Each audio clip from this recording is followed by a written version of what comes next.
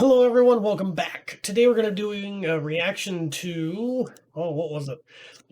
Cult of Chucky, Kill Count by Dead Meat, our favorite guy, amongst many other great YouTubers that I've reacted to. But anyway,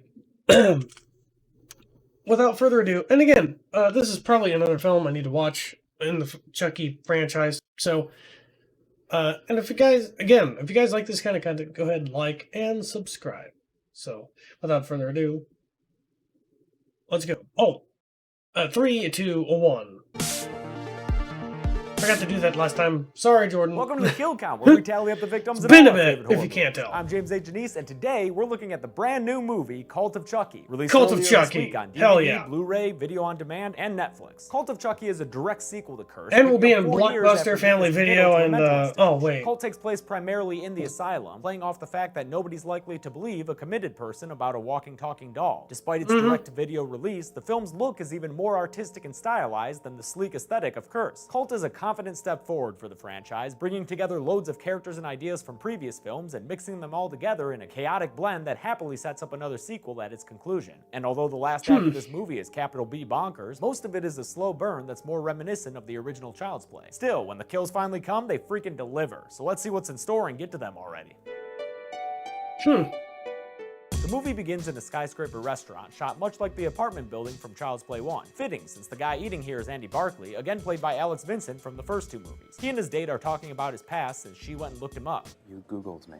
Nah man, she used internet search, and through it she learned about the whole crazy killer doll claims. She says the whole situation is a bit too much for her and leaves. Her lost dude, she's missing out on having probably the cutest kid she could ask for. Andy takes his truck back to his Lincoln log cabin home where he keeps a locker with enough arms to take over an Oregon wildlife refuge. She's also got a fine collection of stuffed heads everywhere, including a special one kept behind a framed Kent Academy sweater. Turns out I was right to not include Chucky in the kill count for Curse. So take that, internet commenters. Apparently, he's been keeping Chucky's head locked up and using it to practice his carpentry skills. Seems like they almost have a sort of mutual respect thing going on, since Andy lets Chucky take a hit off that J. But Chucky's still a little fucky and bites at Andy's fingers to scare him. Adult Andy ain't having it though. You wanna play? And his new form of playtime involves a freaking blowtorch. One order of Chuck Brulee coming right up. The opening credits sequence is something straight out of an AMC show, with clips from Curse and news articles setting up the story ahead. Then we're back with Nika, who's been getting electroshock treatment and therapy from Dr. Foley, who, over the past 4 years, has gotten her to accept that Chucky isn't real and that she was the one who murdered her whole family. What I did was unforgivable. He says that because of her progress, he's transferring her to a medium security facility where she gets a blindingly white room set up by a nurse named Carlos. He's played enough, but says he's not a big Nika fan because of the whole, mass murder thing. Nika explores the rest of this clinically colorless locale and meets some of the cast we'll get to see murdered. They include Angela, who claims to have died and be invisible to everyone else in the ward, although that's quickly disproven with a jump scare by a guy who introduces himself as Michael. Like Carlos, Michael is friendly to Nika, but unlike Carlos, he's not too bothered by her murderous past. At least not too bothered to bang her in the stairwell. Get it, Nika? Dr. Foley holds a group session with the rest of the inmates like Claire, an angry firebrand who doesn't feel safe around Nika since all she ever did was light her house on fire. You always bring that up. And Madeline, a demure lady whose reason for being there is revealed later on. When Nika explains her backstory to them and mentions her niece Alice, Angela sits up and tells her that Chucky had given her a little ring-a-ding-ding and left a message with her. He said to tell you he's coming for you. Sounds like a great time for Doc Foley to prove to everyone that Nika's down to dolls, so he whips out a good guy to show that she's cool. Hi, I'm Chucky. Madeline is super into it, adopting the doll, He's my baby. and making sure he eats his din-din at supper time. Also over dinner, Michael reintroduces himself as Mark, and Nika finds out that this guy has multiple personality disorder and is called Multiple Malcolm. When Dr. Foley takes Nika to see a visitor, the audience gets a real treat in the form of Jennifer Tilly, who brings a splash of color into the film as a femme fatale introduced as Alice's legal guardian, Valentine. And don't worry, the movie doesn't forget that Jennifer Tilly exists in this universe. Did anyone ever tell you look exactly like Jennifer Tilly? Yeah, I get that a lot. Because that is Jennifer Tilly's body, but it's Tiffany's soul, since Tiffany's body, which also looks strikingly similar to Jennifer Tilly's, died in Bride of Chucky. Got that? Nika asks after Alice, and Tiffany don't mince words. She's dead, Miss Pierce. To really guilt-trip the hell out of Nika, she says Alice died of a broken heart, but mentions that Alice wanted to bequeath the doll to Nika. Hi, I'm Chucky. Nika's straight shook, meaning J-Tails did her job, so she makes her exit.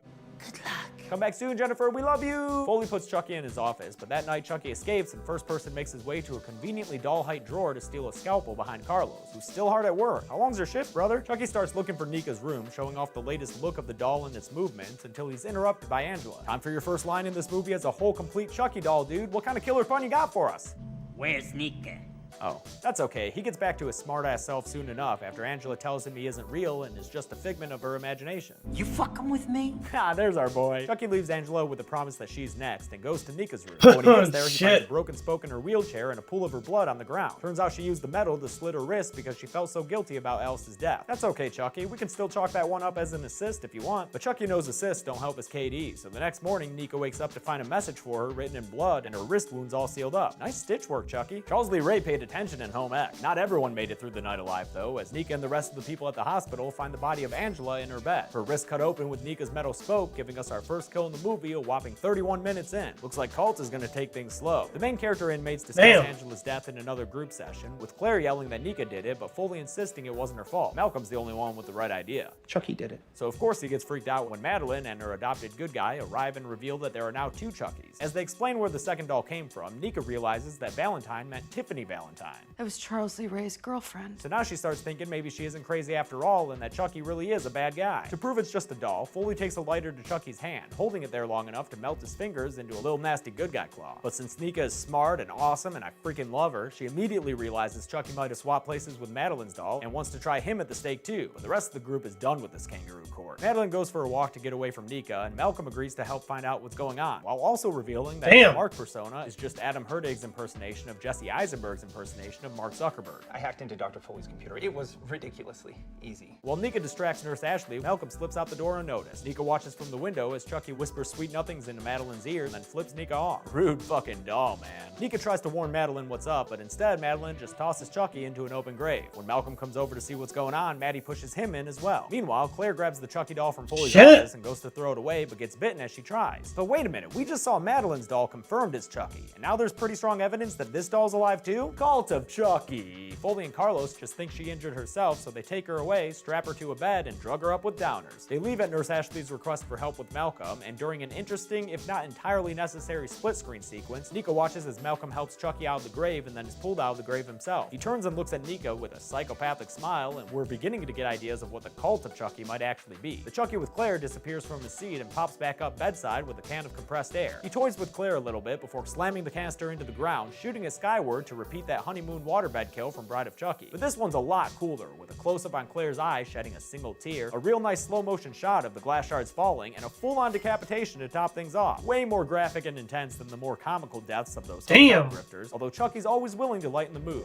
Sometimes I scare myself. Somehow, word of the murders makes its way to Perez Hilton's website, and since Andy is a consummate consumer of celebrity gossip, he sees it. The messed up head finally lays out what's up in this movie. You thought I was the only one? Andy takes out another Chucky doll, one with a Kent Academy haircut that would make Sergeant Botnick freaking cream himself, and takes off in his truck. Back at the asylum, Nika's caught on to the twist in this movie. I think both dolls are alive somehow.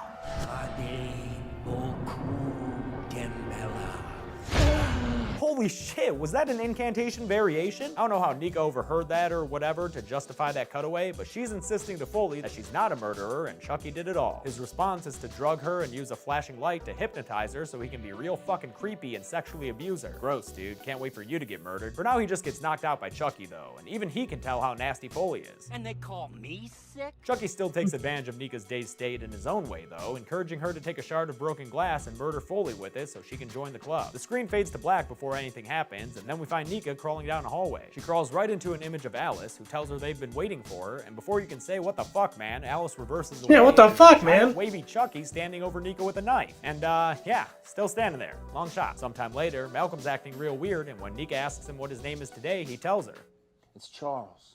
I think we've met. What if he winds up meeting Charles Barkley? That'd be fun. The movie jumps another weird level when Maddie takes Chucky to her room and breastfeeds him. Guaranteed Chucky talked her into that one. Or maybe not, because it seems like he hasn't fully come out to her yet. Oh, Chucky, she's your mom. She'll love you no matter what. Or suffocate you with a pillow. Yeah, looks like Madeline's gonna do that instead, I guess. It's apparently the same thing she did to her real-life baby, as Dr. Foley reveals, and the reason she was committed in the first place. As Madeline gives her surrogate baby a tearful apology, Nika interrupts her in an attempt to grab Chucky, but Dr. Folester stops her and says it's time to bury the the past. So they do. We get a good guy funeral and burial that Nika watches eyefully from the window. On his way to the hospital, Andy gets a call from Tiffany or Jennifer or whatever. Even I lose track. She asks him to join up in their ever-growing cult, but Andy's not into it. Sorry, Tiff. He gets there that night and is stopped by a security guard who tells him to go on and get. Andy acts fast to get himself committed, punching the guard to wind up in a white-tastic room of his own. What, there's no processing time to get committed there? Nika keeps vigil watching Chucky's grave until she finally sees him punch through the dirt. Then she gets drugged from behind with a needle in her neck, so she misses it when Grave Chucky goes full Margaret White. So we've got 2 Chuckies running around now. Why not have a third? Because we get one when Dr. Sex Abuser opens a box delivered to him and finds Buzzcut Chucky inside. Almost time for the call party, everybody. Get ready. But first, let's deal with some loose ends, like shoelaces, which Madeline isn't allowed to have because she's on suicide watch. Nurse Ashley takes the laces away and tells Maddie she'll check on her every 15 minutes. When she leaves, Grave Chucky is waiting behind the door, and he manipulates Madeline until she's opening her arms for one final embrace. It's final because she's hiring Chucky as her own personal Kevorkian. Will it hurt?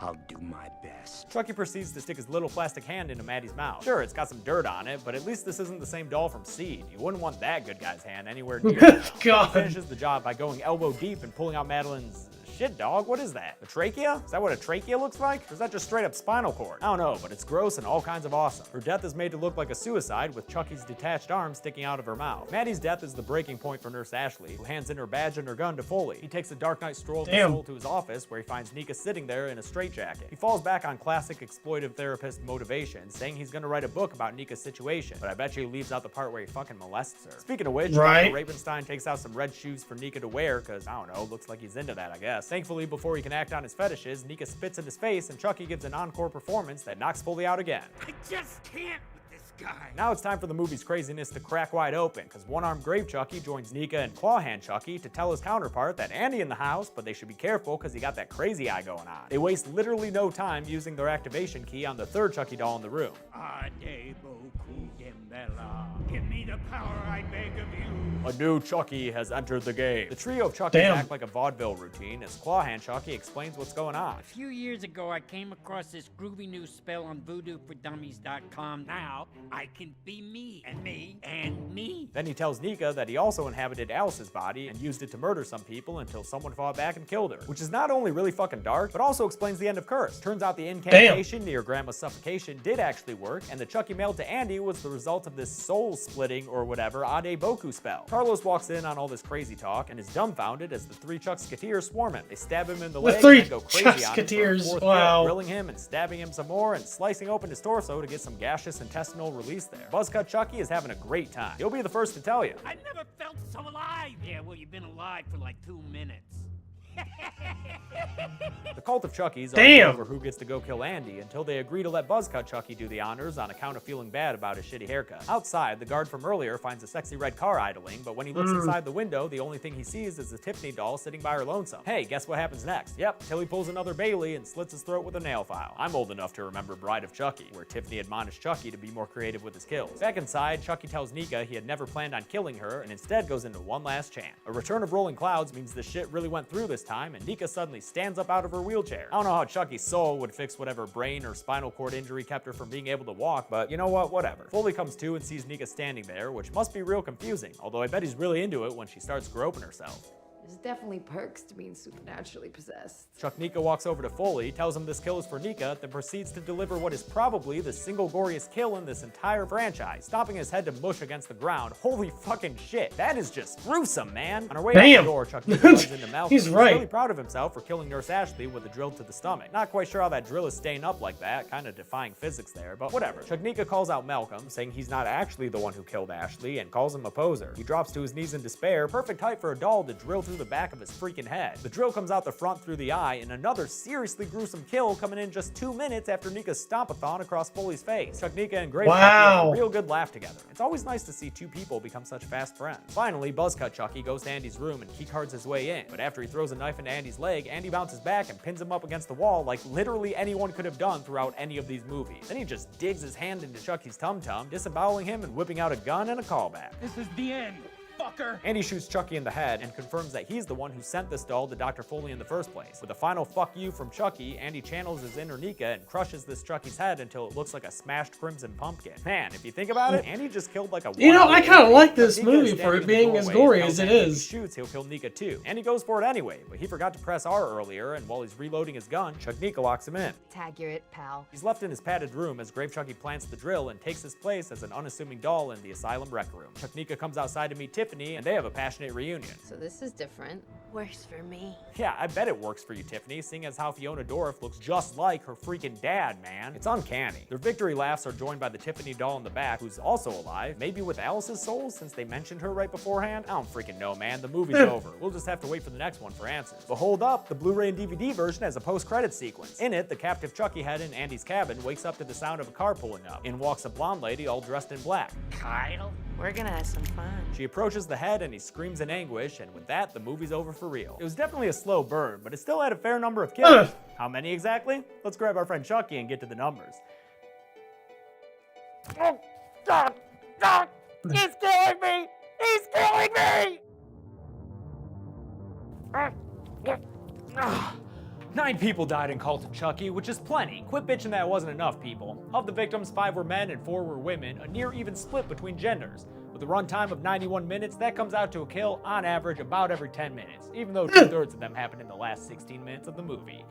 Fuck you, Chucky. Golden Chainsaw for Coolest Kill has so many options, but I'll give it to Dr. Foley's death when Nika put on her red shoes and danced the blues. It's so long and gory, and the practical effects are absolutely outstanding. Doll Machete for lamest kill will go to Nurse Ashley, who got killed off screen with a single drill bit to the stomach. And that's it. Cult of Chucky is the latest in the Child's Play series, which turns 30 next year.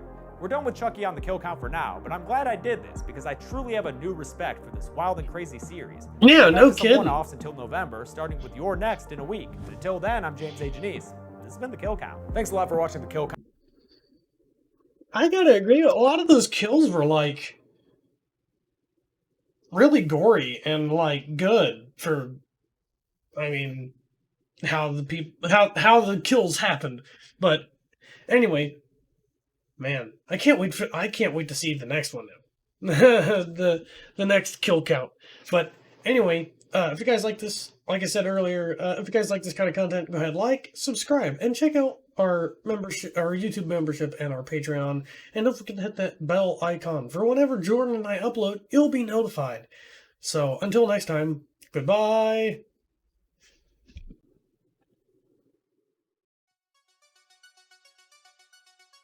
Hello, and welcome back to the channel. Today, we're going to be doing a reaction.